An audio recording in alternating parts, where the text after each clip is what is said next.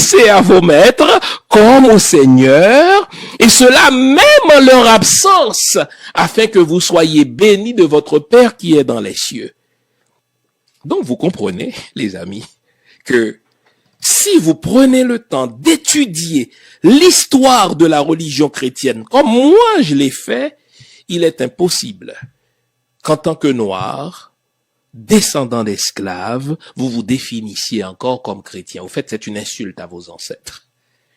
J'ai déjà dit à ce micro, un Noir, un Africain, un Antillais, descendant d'esclaves et chrétien, soit par ignorance de son histoire, nous ne sommes pas tous férus d'histoire, soit par aliénation, on nous a aliénés, moi-même j'étais dedans, ou alors tout simplement par hébétude.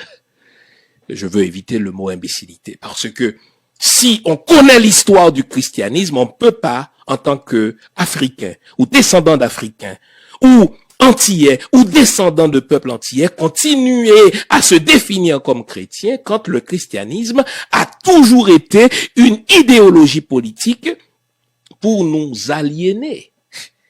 Et lorsque le peuple haïtien s'est déclaré indépendant, les missions se sont réunies pour dire non, il nous faut répondre à cette menace, à ce défi et à cette anomalie. Comment vont-ils faire? Ils vont passer la main sur la Bible pour nous donner une Bible aseptisée, une Bible pour les négriailles, n'est-ce pas?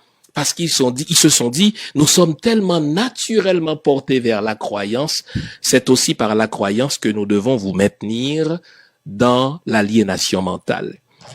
De 1915 à 1934, Haïti fut occupé par le peuple américain. Lorsque les Américains sont entrés en Haïti, ils se sont dit, nous devons réduire l'influence de la France sur le peuple haïtien. Pour ce faire, ils vont favoriser la croissance des églises protestantes. Ils vont aller chercher des gens dans la paysannerie, des gens qui n'ont pas toujours fait de bonnes études, etc.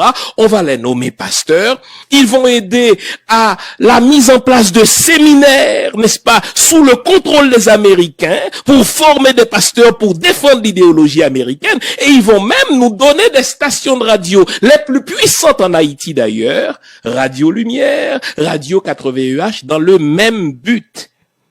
Nous aliéner mentalement. Et je vais vous citer, aujourd'hui c'est décidément le jour des citations, j'espère que notre caméraman va nous le montrer.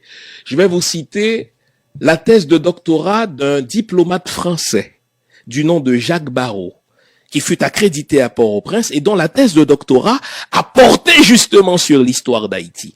Et il dit clairement dans ces deux ouvrages, qui sont au fait sa thèse de doctorat, que pour maintenir le peuple haïtien dans son état d'aliénation, les Américains ont fait comme les Français d'autrefois au temps de la colonie.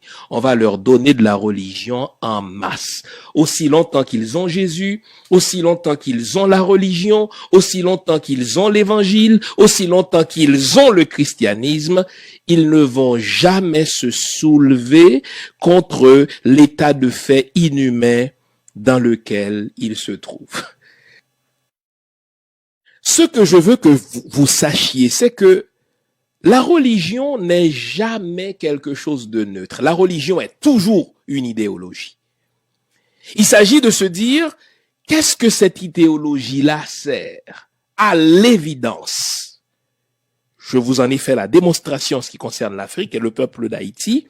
À l'évidence, dans le cas d'Haïti, le christianisme a été, est et sera une idéologie au service de nos anciens maîtres, qui se servent de nous aujourd'hui pour nous maintenir dans l'aliénation mentale. D'ailleurs, j'en parle dans mon livre qui a porté sur l'histoire du protestantisme en Haïti, 200 ans de zombification massive. J'entends par zombification aliénation culturelle. Et donc la question se pose en terminant. Comment se sortir de cette aliénation? Pour répondre à cette question, nous devons comprendre ce qu'ont fait les maîtres pour nous conduire à cela.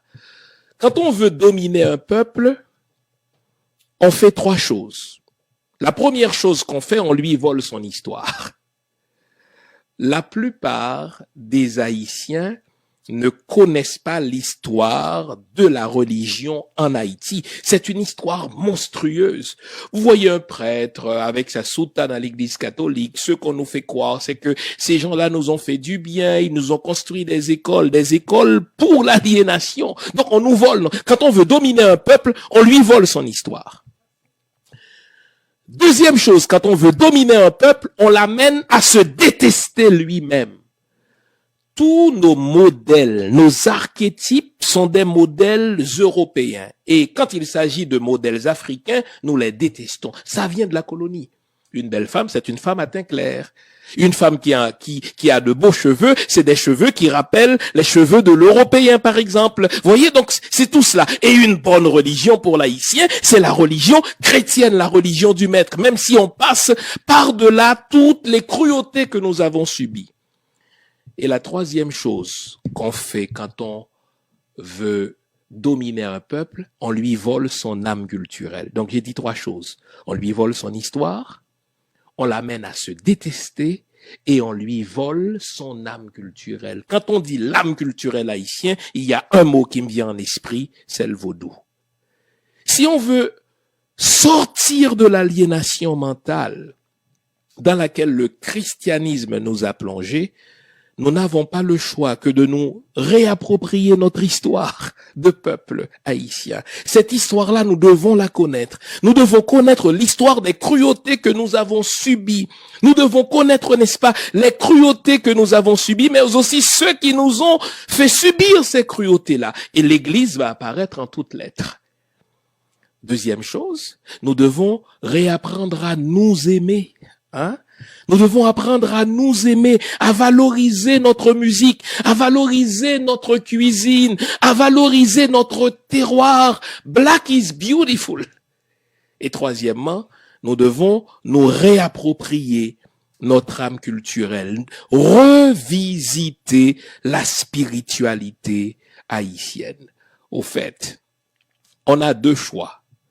Soit qu'on accepte l'idéologie de l'autre, qui est au service du bien-être de l'autre, soit que je me réapproprie ma spiritualité et que je la mette à mon service, c'est-à-dire au service du bien-être de mon peuple.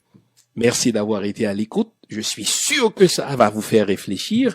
Et puisque j'ai cité plusieurs ouvrages tout le long de l'émission, je voudrais y revenir. J'ai commencé par parler de mon livre « Vaudou, je me souviens », n'est-ce pas? J'ai ensuite cité les deux ouvrages du père William Smart sur l'histoire de l'Église catholique, n'est-ce pas, de Saint-Domingue, depuis le début de la colonisation jusqu'en 2003. Et j'ai aussi parlé de l'œuvre d'aliénation dont sont complices les églises protestantes sous l'influence, n'est-ce pas, de l'Empire américain, 200 ans de zombification. Donc, on s'est fait rouler dans la farine par une idéologie maléfique, une idéologie politique enrobée de religiosité, le christianisme. Et si on veut redémarrer, on doit nous réapproprier de notre histoire. Nous devons recommencer à nous aimer, commencer à nous aimer, car on ne l'a pas appris. Et trois, nous devons nous réapproprier notre âme culturelle, c'est-à-dire notre fond culturel qui transite évidemment par le